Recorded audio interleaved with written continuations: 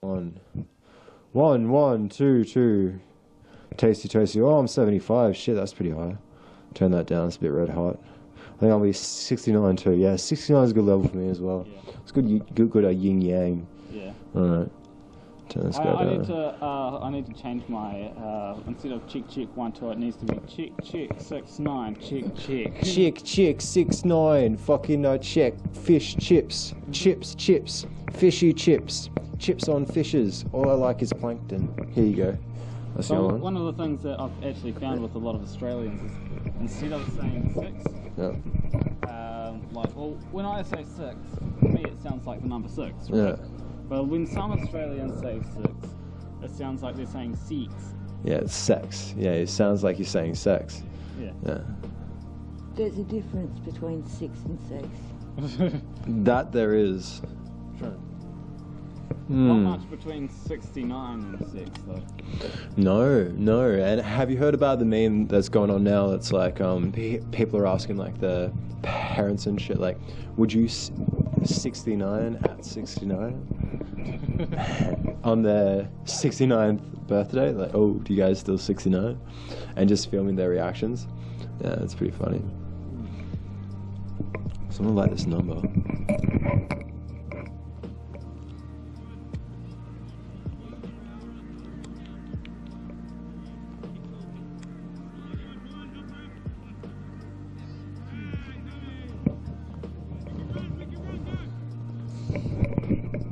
Ladies and gentlemen, you can run, but you cannot hide from the reckoning.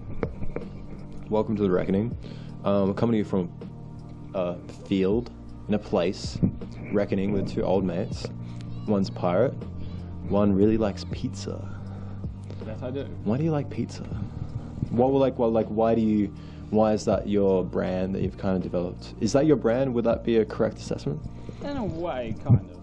It's kind of something which I just got a pizza T-shirt from winning this thing, and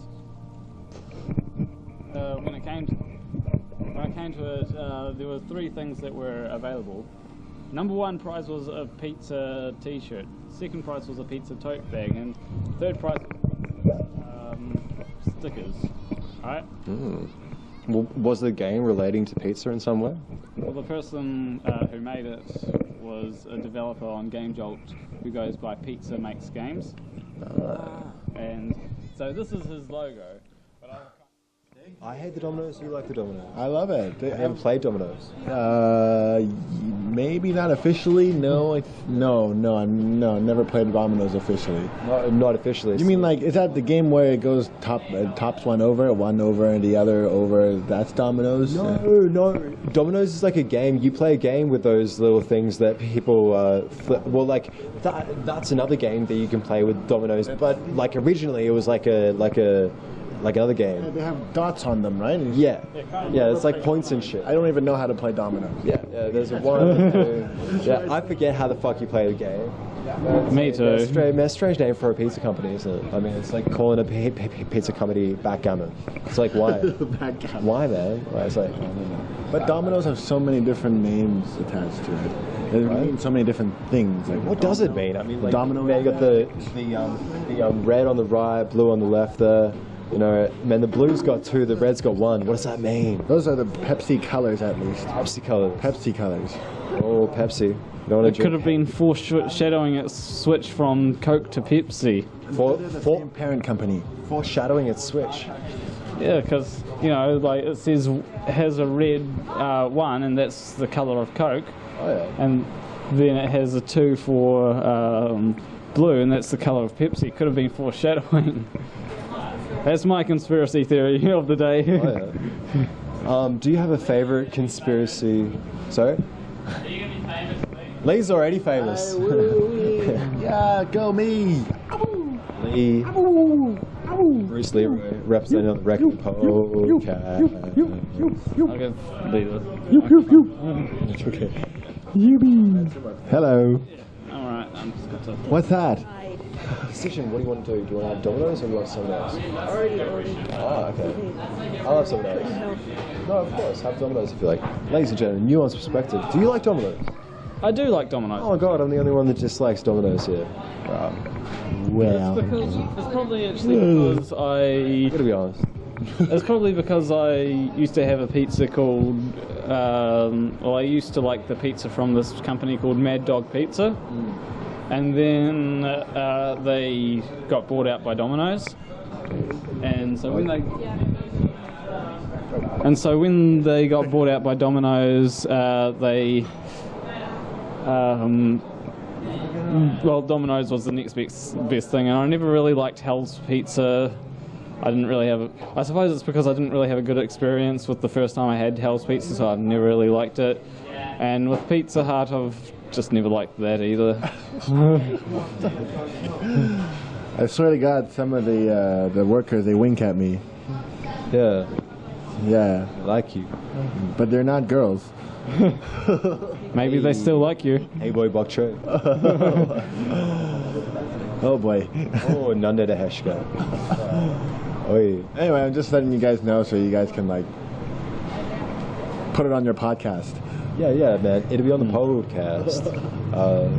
Probably not on the disclaimer. I'll cut that disclaimer part. This part will be on like someone else. Oh yeah, he Yeah. just winked at me again.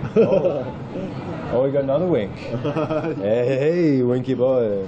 There's Excuse me. Could I ask you a question? Would you wink at this man? Wide eyes, high eyebrows and wide eyes, but not much wink at me, words. please? Did you hear something? Hello. Hey. Hey, can you wink at me? Well, I'm curious. It's like, would you wink at this man? How about this man? What grinds your gears, Lee? What really gets in your bonnet about life? Well, right now, the wrong gender winking at me. Right. But I wouldn't complain about that, At least you're getting someone winking at you. Yeah. Hey, That's would you guys feedback. Wink at this man. Not sure. It's not something I usually do to anybody. What's your first initial thought? Like, what does your heart chakra say? It's just a crazy dude. Yeah. Would you wink at him because he's crazy? I don't usually wink at anyone, so Not even your girlfriend? not even my girlfriend. So is that a no? You would never wink at this person? No, never. So do you find that what's your adversity to winking? What do you find wrong with it? I don't know. It's just can be taken wrong a lot of times, True. Yeah. How would you take it if somebody winked at you? Anyway, depends on what their face would be, How about this person? I'd be like, okay, time to walk away. Yeah, really? Yeah. Oh, okay. How about this face? I'd be like,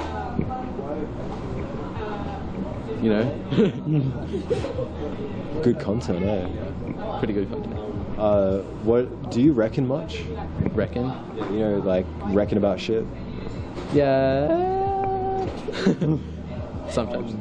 Could you explain why you reckon what you reckon? Like, do you have like a formula for discerning what you believe or what you don't believe? Not really. Just whatever comes to mind. So you don't know why you believe what you believe. No. So does that worry you a bit? It seems like your beliefs are almost like unconscious. Not really. You don't believe they're unconscious? No. They're But obviously. you don't know what they are. Exactly. So you're not conscious of them. Yeah. They're still not unconscious. Yeah. Word salad. Word salad, ladies and gentlemen. Do you notice that people don't reckon much these days? Not something that I've noticed very much, I think people are ready for the reckoning that's coming. Probably not. Do you think of any ways that they can prepare?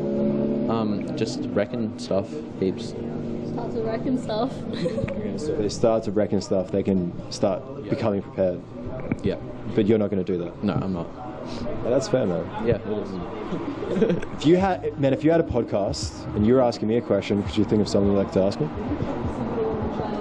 I don't know. Recording right now. Yeah. What is this for? It's a podcast. It's called The Reckoning. Oh yeah, pretty cool. Ask people what they reckon. Oh, okay. I have to stop saying reckoning now. Okay, I just really have to. It's been 8 months. It's been 8 months of saying the reckoning. Probably even sounds a bit weird. It's not funny anymore to me. It's not funny. But I'm compelled. I have to say it now. Okay, well, we gotta go. So. Okay, bye. See ya. Thanks for that. Bye. I love you. That's a lie. Pizza? Is pizza ready yet? I don't think everyone's awkward enough yet.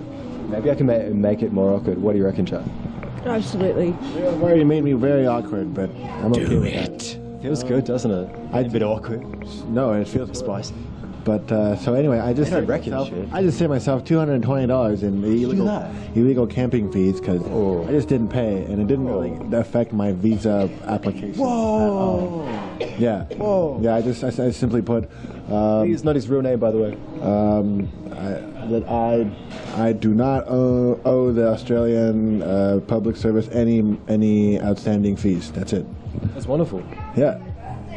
Yeah, so she's gonna have to get her birthday off this year. I'm just gonna throw this thing away. This is the second one out of the two. Throw it away. For $110. He tested my microphone. Thanks for your testes. Cheers. Have a good one. What the fuck? Sorry. You thanked him for his gonads? Well, he tested the microphone for me. Yeah, and you thanked him for his gonads. I thanked him for his testes, okay? That's what you said. He tested the microphone. Yeah, and you referred to his tests as gonads. As testes. That's testes. Really? Do you like pizza? I do. Okay. Pizza. Have you ever made your own pizza? Ooh. Pizza. Oh, yeah, always. They know that's my order here. But as far as making my own pizza goes, I think I have in like an after school baking program thing. For like I was supervising like kids doing it. Yeah. So does that count?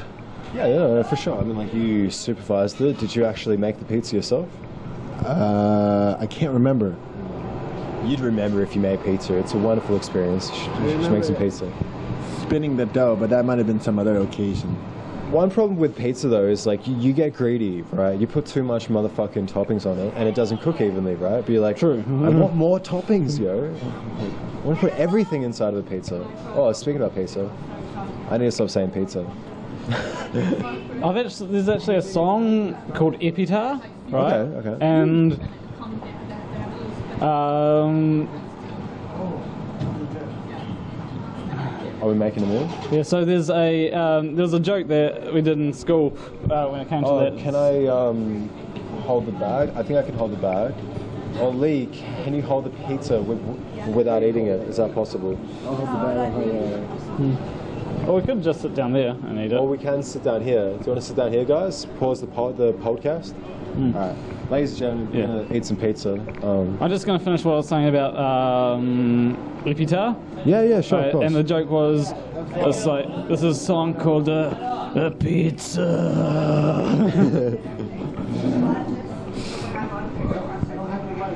But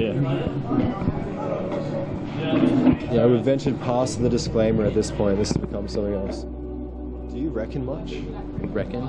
You know, like reckon about shit. Yeah. Like, I'm just curious if there's some archetypal significance to pizza for you. Well, not in the sense of like if I did away with a pizza, it wouldn't really change my channel all that much, you know. It's just that I actually got second place, but because me and this other person were trying we had been competing against each other for hours, and it literally took hours to get the score that I managed to get.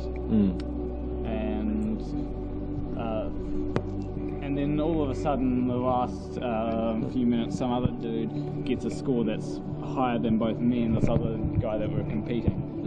Probably using the same technique that we used as well.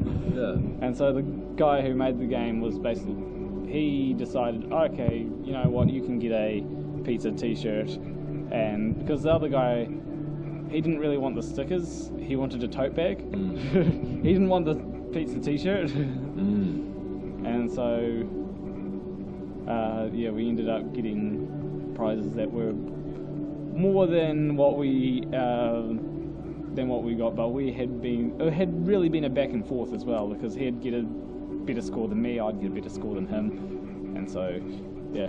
I feel that. So I decided, you know what, I'll incorporate it into my channel because of how because it was a pretty fun time as well. And yeah, this whole thing that we were doing, it was from a game jam. A game jam, what's that? Oh, a game jam is where a whole lot of people make a whole lot of different games, right? Okay. And Jam them all together. yeah, and it's within Nice game, jam, jelly. Spicy. Spread that shit on your toast, ladies and gentlemen.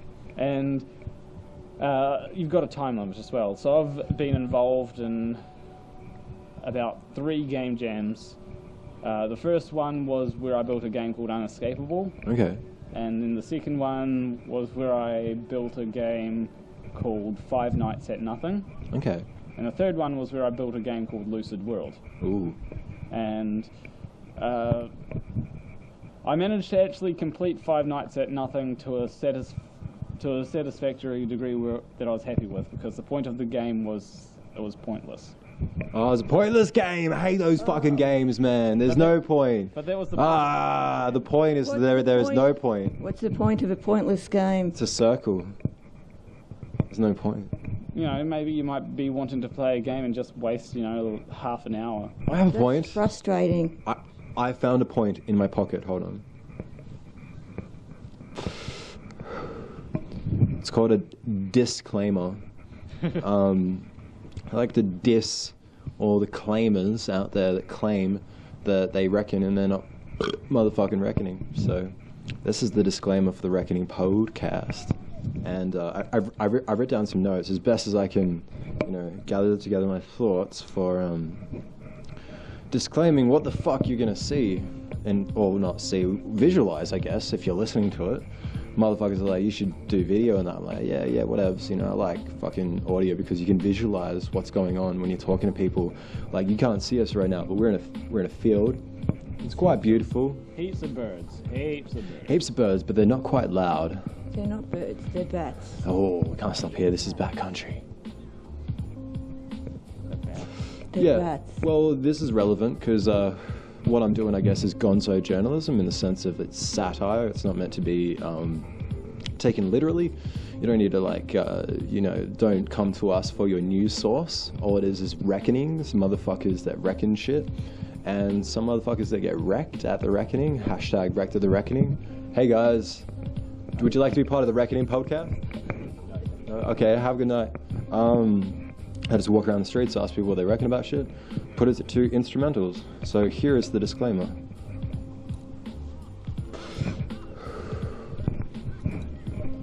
Okay, if you listen to the podcast, you will hear subjectively offensive content, drug references, ganja stick advocacy, carpeted elephant advocacy, devil's advocacy, Pluto advocacy, satire, possible hate speech violations, although admittedly I'm unsure as to what actually qualifies as hate speech these days. Seems like the law seems to have made offense objective in some way, which I think is symptomatic of the self-absorbed nature of high spectrum pathology, which is on the rise, which we do document as well. Sexual content, audio nudity, violence, multicultural appropriation, multicultural proclamations. Thanks to all the fucking producers and shit, I use copyright-free instrumentals that I find on YouTube. If I haven't subscribed to your channel or shouted out you enough, the producers, please contact me. BasilHerb1 on Twitter, The Reckoning on YouTube. I'm more than happy to shout out your stuff because I really appreciate all your work. So this podcast essentially started off as being like just taking the piss with a mate. I bought a microphone, bought this really dingy microphone, and thought I'd just like talk to people, crack some jokes, and I realized that it was actually very entertaining. And then I decided to put a instrumental to it, just to see if it fit, see if it worked. And the first episode that I did to that was Jazz Cow, and that's like part of some like other recordings that I may release at some point. But they're my early recordings. They're way less quality. And in this episode, I decided to use a song by a band called Blythe Fields, which is a brilliant band. And their song was called Moonlight, I believe. And not only did the entire rhythm of the dialogue to the entire episode, like over an hour's worth of content, sync to this one instrumental just repeated. Not only that, but there was a point in the dialogue where I actually mentioned the moonlight. And after I mentioned the moonlight, the chorus of the song kicks in, which is like, in the moonlight. Did you have a lighter? Thank you. What does that mean? To play us out? It's the video. What is for credit? I don't know what that means, to play us out. What does that mean? To end the show? Yeah. All right, go. In 5, 4, 3. Test. I'm okay with that.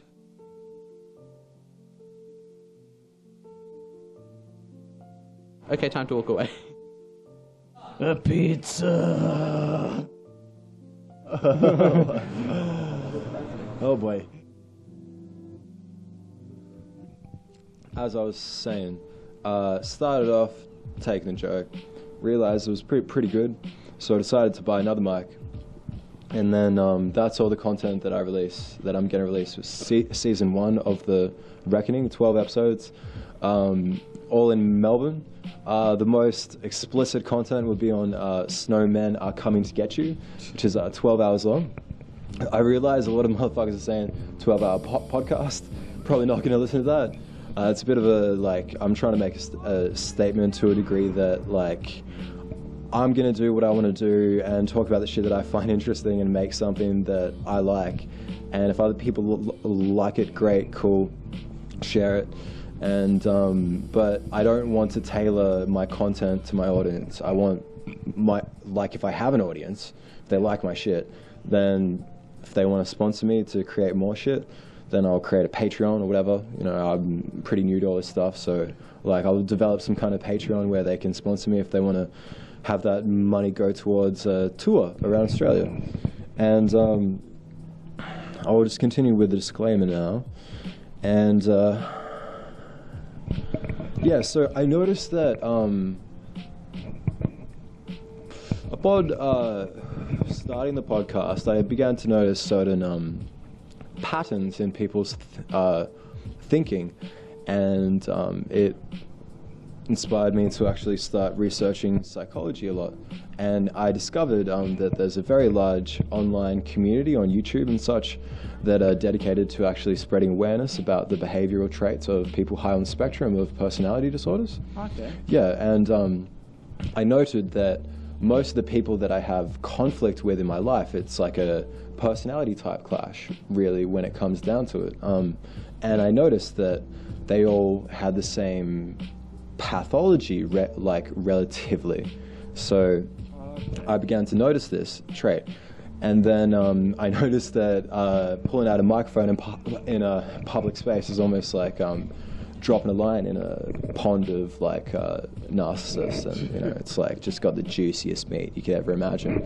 And so yeah, it does attract all those sorts. And I'm not here to say that, you know, I am perfectly well and not high on this, not like disordered myself, because it is a spectrum and everyone is on the spectrum in some degree.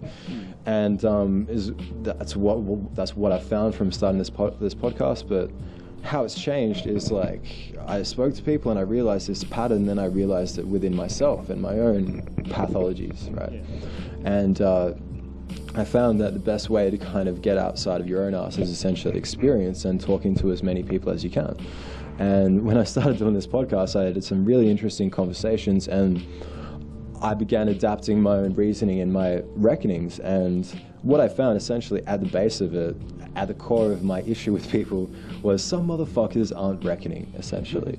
And some motherfuckers are okay with you reckoning and expressing your thoughts and why you believe what you believe, and some motherfuckers aren't, and they're only interested in pushing what they believe onto you and manipulating you.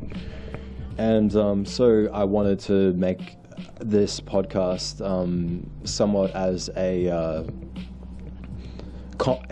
contribution to this growing online community that's spreading awareness about these pathologies. And the thing is, you don't need to go to psychological school and have a PhD to just know what the red flags are, know the behaviors, and be observant and observe them in yourself and others. That's all it takes to be able to know what they are and to be able to observe them and think about them. That's all it takes. You don't need to go to school for that. So I'd like to recommend YouTube channels Ask Direct, ASSC Direct, and CNXG, and The Narcissistic Resistance, great YouTube channels. And yeah. And yeah, so like part of this podcast is I want to create like a spin-off podcast as well that's in regard to people's own experiences and such with folks high on the spectrum and their pathologies. And the goal of that is essentially when people start talking about the experiences that they've had with people, they start to notice, holy shit, I've spoken to the same people before. That I've had the same experiences, and they say the same shit verbatim, and you're like, this is very strange.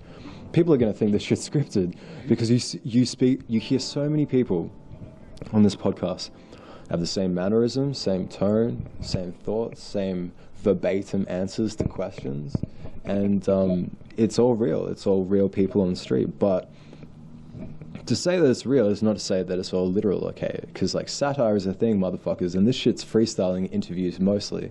So you'll hear shit, you know, that is not necessarily what is happening. For instance, last night, old mate tried to like fight me at the beach hotel there, and he was saying I was looking for a light, and he spat on his finger, and he was holding it up to my face, saying, "It's a lighter, bro. Look, like, oh, it's the key to the universe or some shit." Oh, you know, like, so. Was he high by any chance? Maybe, I don't know. Who knows? Point is, you only have audio, and you know, like, interpret as you will, and I'm not going to explain my jokes and my own satire to you because that kind of takes away from the art of it. Like, I think a lot of the best like artists and musicians and shit, they just do their art, and when people try to speculate, what does it mean and shit, they don't explain it because it's more like it's explained within the art, and if you don't get it, you don't get it. Yo, what's up? What's it called again? The Reckoning. The Reckoning, motherfucker. The Reckoning is coming. This is what happens at The Reckoning, ladies and gentlemen. Whenever I pull out the microphone, some motherfuckers that have recorded on the podcast previously happen to just turn up. And this happens so many times. Again, people are going to think this shit's scripted. It's not. Yeah, and randomly came across you yesterday. Yeah, and you will not only hear random occurrences like that, other synchronistic things happen, such as one interview happens, you go to the next interview, and some motherfuckers bring up the same shit from the previous interview, unrelated to those people. And also, there may be a horn or a kookaburra, like of birds and shit like that, right on beat and right at point, and sometimes relevant to what's being said in the conversation or the instrumentals that I put to it. And like, people are gonna say, "Oh, you just put a horn there for effect." Nah, that's all real. But you know, believe what you want. All you have is my word, but that's all real. I mean, when you've got so much content, there's bound to be stuff that happens coincidentally that make for either great effect or something. There's 12 hours of content, you know, that's a long time. Yeah, but it's happened so much now that like very synchronistic things happen all the time, and it almost means less to me now, you know. But like, at the same time, it's real. It happens, and I don't know what it is. It could probably be explained through mathematics of some sort, you know. Probability, I think. Probability, of course. This is a possibility of The Reckoning.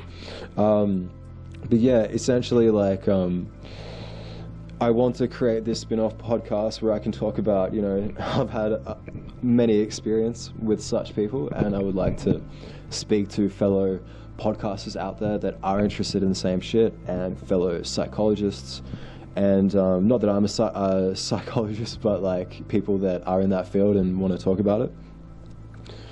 And I realized that, you know, by the nature of doing this, I've noticed that it's a hard lesson that I've learned in my life to generally not talk about this shit, though, because when you talk about the behavior and pathologies of high spectrum people, if they notice that you're talking about it, they feel exposed, and their reaction is always uniform. It is to smear campaign you as the individual. I think it's not necessarily the people that you're talking about, though, because I think it's more of the people, because I noticed that the people that generally get offended the most aren't even people that are a part of those sorts of groups. Like if you look at trans people, a lot of them don't get offended by trans jokes. Yeah, I've noticed that. Well, in Melbourne anyway, but like from my very small sample of the trans friends that I have in Melbourne, which is like not many. And the people that are getting offended, yes, you have a few trans people that will get offended at trans jokes.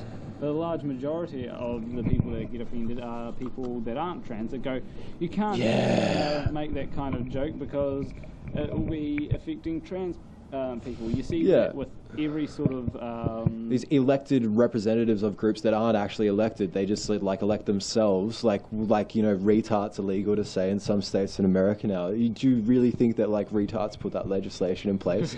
Like no. Who did they elect a leader? I don't think so. You know. True, and I may be wrong. if they did, I'd be quite surprised. Yeah, me too, man. Yes, but like, you know, that's why I say subjectively offensive content. I don't, you know, like, it's like I personally think you should be able to reckon about anything and everything all the time, you know, and fuck it, come what may. But at the same time, I realize that, you know, YouTube now, for instance, you know, a lot of people are getting flagged. You know, I realize that, you know, there's some pretty crazy shit on the podcast if you listen to all 12 hours of snowmen come to get you in particular. But that being said, I think that small concessions can be made. For instance, like I say the N-word with my friends that are cool and know what I mean by it and shit, and it's not a thing, right? I have no problem with the word. I think fucking if we make it this naughty word that nobody can say, then shit, it like becomes, we give it more power than it's due. And most of my friends have no fucking problem with the word in all kinds of different races and such. That being said, I'd like to stay on YouTube for as long as I can. I don't know how long I can last. Like I said, I'm very ignorant of whatever's going on in this whole like media, this new media that's you know, like the whatever you call it, the intellectual dark web perhaps is a phrase that's been coined. So I'm not sure what's going to happen, but at the same time, it's like I blur out the N-word and shit in the podcast for that reason and that reason alone. And yeah. And what else? Yeah, I'm well aware that because I'm talking about these behaviors and shit, that I'm most likely to be smear campaigned, and you're gonna have a lot of different high spectrum behavior associated around me. Perhaps if this podcast becomes popular and people start catching on to this pathology. That being said, if you listen to the podcast, we talk about the red flags and the behavioral traits and the pathology of these people and their nature. So when they behave in their nature and what they naturally do, if you know what to look out for, they're really just exposing themselves by doing it. So it works out for the greater good. Yeah, also like, I love fucking gossip as much as the next person, you know, like it's good to talk about like crazy stories and experiences that you've had with people and shit, but I think where it becomes negative is when you actually say the names of the people and stuff like that. So I like to refer to people as old mate, shit like that. Most of the people at the reckoning prefer to remain anonymous, which is fine with me. And they also have told me at times, you know, that they would like to edit shit out. Totally fine with me. I do have a preface to that, which is if they act very bullying and high spectrum, you know, I'm part of my role is I'm trying to report on that, so I have to include it, you know. Apart from that, if you treat me with respect, you ask me to edit out shit, I will. So therefore, a lot of the podcast is not 100% in context. But at the same time, I record a lot of motherfucking hours, okay, everyone. And if I included everything, it would not be entertaining, I'm telling you. So basically, if I said, can you edit out this next, these next 3 words, I'm going to say, next 3 words. You'll have edited that out, right? So no one knows what. Oh, of course, because you've treated me with respect, and you haven't acted very pathological and high spectrum. That's the only reason. Yeah, but so that's why you hear a lot of jumping and stuff, and you hear people talking like drug references and shit, you know, like it may or may not be going on what appears to be on the microphone, ladies and gentlemen, so don't sue me, I'm broke, I don't have a lot of money, is the end fucking basic point I'm trying to make. I had a point in my pocket, remember? Here we go. Yeah, so essentially my hope is to like point people in the right direction to learn about these observable traits of people high on the spectrum through the YouTube channels that I talked about. And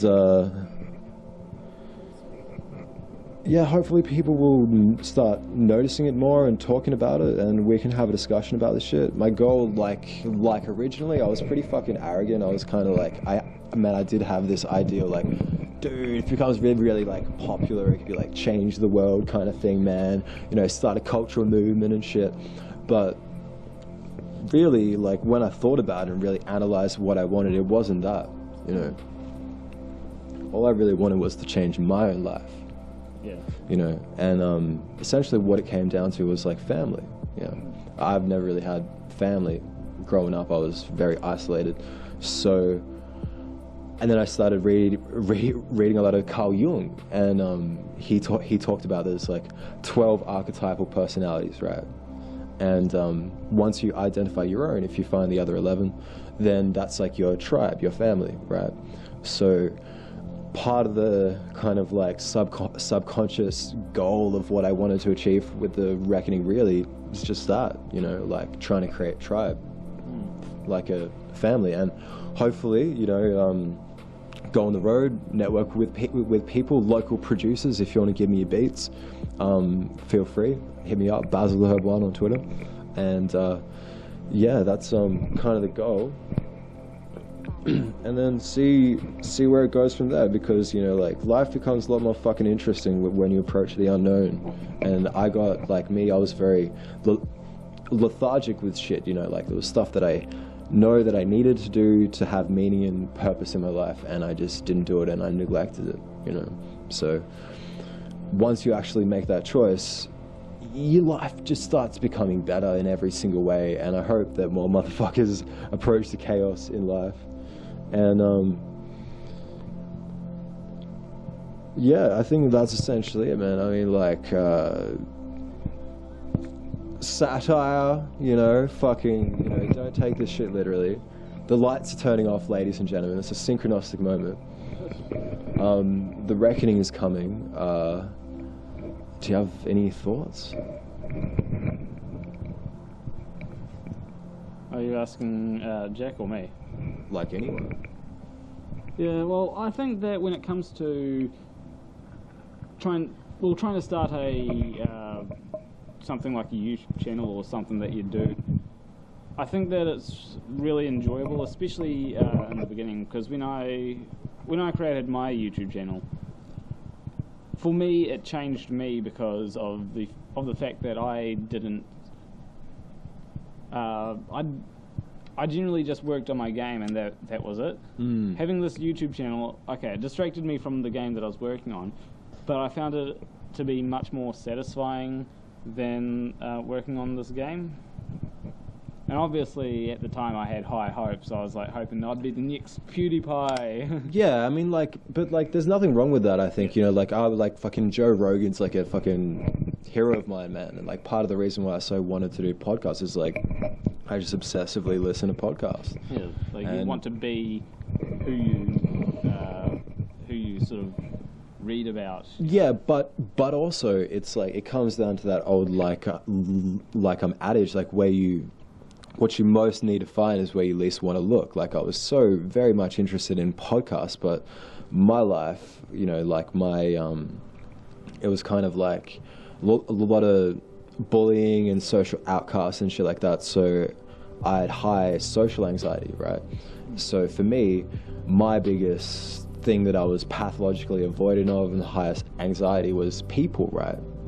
And I think to the degree that you face your own demons and shit is the degree that your life, your psychology, it's a bit of a stretch, comes a bit more in balance between, you know, the order and chaos between your brain, you know. Do you know what I mean by that? You know, like we kind of like, we're dualistic perceivers of reality. Like we perceive order and chaos. Like our left brain is more associated with the order and the patterns, and the right brain is what's open to the chaos and everything, and that like filters bit by bit fragments into the left brain. I completely understand where you're coming from, because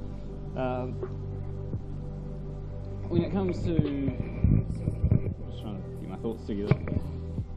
Please do. While you do, could I just complete my point? Do you want to? Oh yeah, sure. Okay, so like what I was saying though is like for me, like because I had all this psychological baggage that I was pathologically avoidant of in my life, I shoved that down into my unconscious, and that still influenced my conscious mind, but I was unconscious of it, and that resulted in a stutter. And I've stuttered my entire life, right, since I can remember. And as soon as I started this podcast, my stutter has mostly gone away. At the first recording that I did, that I was telling you about on the dinghy microphone, stuttered like a lot more. And we're all prone to like editing out like the most embarrassing parts of ourselves and shit like that. And I did that quite a lot through that that season. And but what I found is that it's funny, and I do know that, and I have acknowledged that for a lot of my life. I worked at a motherfucking call center for over a year, at fucking seek.com, man, for like, with a stutter, and I was fucking terrible at my job, but they couldn't fire me. I don't know, for some reason they kept on giving me awards. It was hilarious. But what they didn't realize is I found it hilarious that I was in this situation, and they would all laugh and stuff, but like try to hide their laughter. But It's pretty ironic. it's funny. So like now I include all my embarrassing shit, include most of the stuff of me making an absolute fool of myself, and I even pause the beat on my stutter, you know, because I feel also if you're willing to be a fool and embarrass yourself like a bit and go out on that tightrope, then you encourage others to do that as well, and it makes for like far better content. Yeah, that actually reminded me of something with my ex. Is when I told her about my YouTube channel pretty early on in the relationship. Actually, I think I told her about it before we were going out. Yeah. But pretty early on in the relationship, I said, this is what I'd kind of want to be like. Yeah. And I showed her a video by PewDiePie. Yeah. And PewDiePie. and you got to remember, this is back in 2016, right? Yeah. 2 years ago. And back then, you know, there were videos of PewDiePie doing gaming and all that. Yeah. Because that was his main thing at the time. But the video that I showed her was a compilation, and in one part of the video, have you seen the whole PewDiePie doing the Harlem Shake thing? The Harlem Shake, what's that? Well, basically... Oh, that's the dance. Yeah, sorry, no, Yeah. I remember that. Yeah. Yeah. And as soon as my ex saw that, she was like, you better not do that kind of stuff. But for me, you know, doing that kind of stuff can be funny. You know? I'd do it if motherfuckers paid me. I don't care. I'll do the Harlem Shake. Pay me money. Well, it's 2018. It's a bit too late. We'll develop our own dance called the Wombat. All you do is you just like grunt and just walk around like a cowboy. You know, just walk around, Pretty grunt, easy. bop your head. The Wombat. Wombat. That works. Yeah, man. How about this for a question, man? All right. Will you continue the reckoning? Will you go out in the streets and interview strangers and ask them their thoughts and their reckonings about life? Well, I think I might in a way, but not in the same way that you do it. You don't have to use the same brand, you know. You can do your own thing. Yeah, I'd use my brand, but I think even having just like been on the podcasts for a few hours, it's definitely changed my perspective on life and things, because I still remember how I met you. Well, I talked to you a bit about... I don't. I talked to you a bit about Jordan Peterson. Oh, yeah, that's right, yeah. I love you, Jordan. Please come on the reckoning.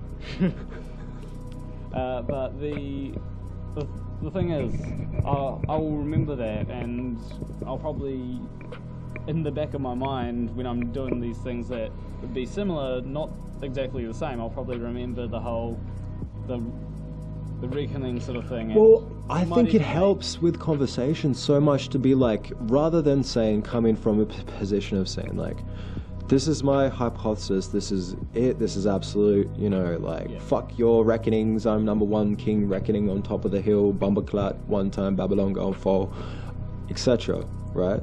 But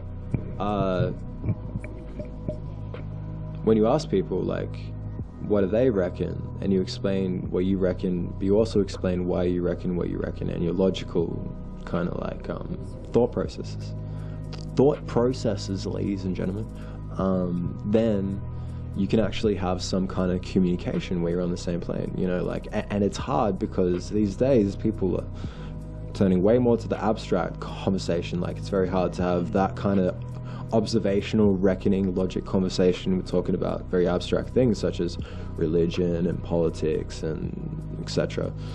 Yeah, and like people use big words like love and shit. You ask them like what they mean by it, and they can't explain what they mean by what they say. So yeah, there's a kind of what you're saying there kind of reminds me of this the thing to do with Sam Harris and Jordan Peterson. You know how they had this thing and on truth. Yeah, they just couldn't get past it, and some people were saying, "Oh, Sam's just being nitpicking," but the way that I view it is they need to reach an understanding on a common definition before they move forward. Oh, of course. You know, yeah, well, like you need to agree on the premise of what you're talking about before you can actually talk about it. Yeah. I mean, like if somebody can't explain what they mean by the words that they use, then you're probably speaking to someone that's quite pathological.